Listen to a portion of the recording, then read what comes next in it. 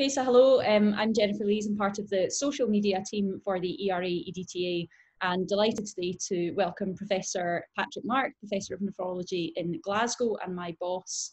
And he today is going to present the findings on one of his posters that's won one of the ERA EDTA social media awards.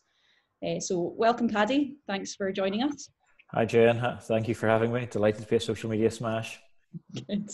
And first of all, Paddy, could you just give us a couple of minutes on what you did and what you found? Yeah. So I'm presenting this poster on behalf of all the patients, investigators, and the various management committees of the pivotal trial, which is now a fairly well-known trial in haemodialysis, which was carried out in many dialysis centres across the UK, and with the main study published in the New England Journal of Medicine, I think January 2019. So what we did was, well, the title of the poster is, we specifically were looking at the heart failure events in the pivotal trial. And this was an analysis that we had always planned as part of the study. And you can see some of it in the main paper, but we were going to drill down a little bit harder on the heart failure events during the trial. So, as most people will remember, the pivotal trial was a study of two different iron strategies in hemodialysis patients who were already requiring an erythropoiesis stimulating agent, and they were either randomized to a proactive high iron regimen or a low dose regimen, which was more reactive.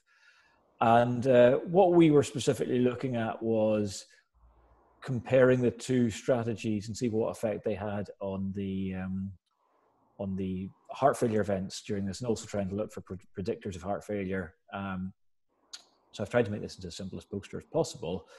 I think the big thing that we were proud of, as I suppose you want me to sort of, the big thing was this was about heart failure in dialysis patients. And I think when we designed this right back at the start of doing the pivotal trial and tried to drill down, we were quite concerned but keen to capture what is a heart failure event in a dialysis patient.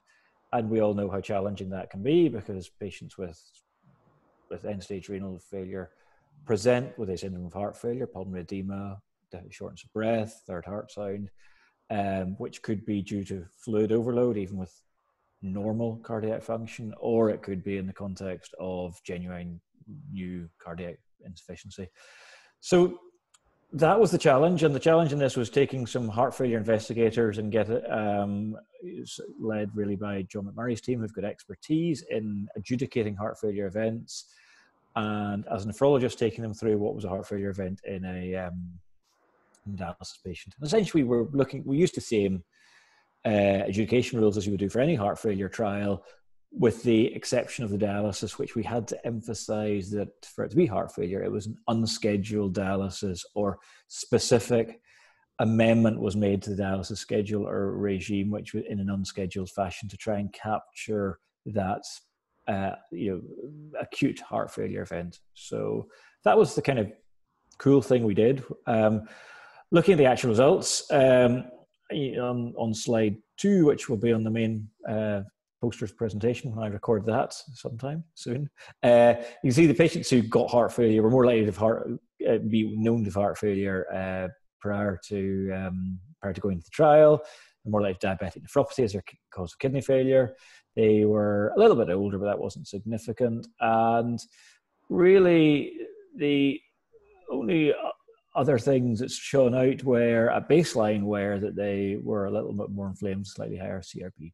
Anyway, so take-home message in the actual study was that there was less heart failure in the high-dose iron regimen, which was significant, and it was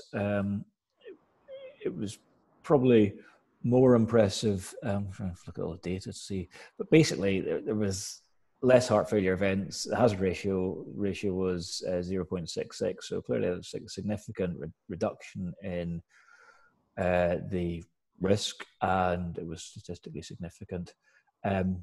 So in the multivariate analysis, diabetes and prior heart failure were the big predictors of future heart failure events. So there you go. That's great. Thanks, Paddy. Any major limitations you want to point out? Well, the limitation was that we were doing this as an adjudicated endpoint committee. So although we did our very best to adjudicate these heart failure events, it was a real world trial. So not every patient had serial, well, many of them, most of them didn't have serial, brain natriuretic peptide measurements. Not every new heart failure event prompted a new echocardiogram, although we asked for all those data and used the summation of all the data are available for each endpoint to adjudicate whether it was or wasn't a heart failure event. But there's always going to be limitations that not every patient had an echo at every heart failure event, or there wasn't a troponin available, because it was also, although it was a clinical trial run to very high standards, it was reflecting these patients' real world experience, where quite often their initial presentation was not to the dialysis unit or to the unit with the investigator, but to a peripheral hospital, leading to transfer to the dialysis unit. So although we were adjudicating these events, we weren't physically there present when each patient was presenting, and that invariably means you're never 100% certain for every event. Was it truly heart failure, or could it have just been a patient drank loads of fluid but otherwise had a normal cardiac function and presented late in their long gap? And that was always a challenge. Sure. And since we're coming to the end of your 5 minutes of fame, do you have any other key messages that you'd like to deliver to the ERA EDTA audience today? Thank you for having me. I'm sure, like everyone else, I would far rather be in Milan than sitting in it's my bedroom, my house, because it's got nicest wallpaper. But I've no other. I hope everyone's having a good conference, and I hope that we can generate some interest on social media, and tweet, and I'm not so big on Instagram, but you know what I mean. We should try and do our very best to have the fun we would normally associate with a conference within the confines of being socially distanced. Perfect. Thanks very much again, Paddy, for joining us. Well, pleasure. Thank you.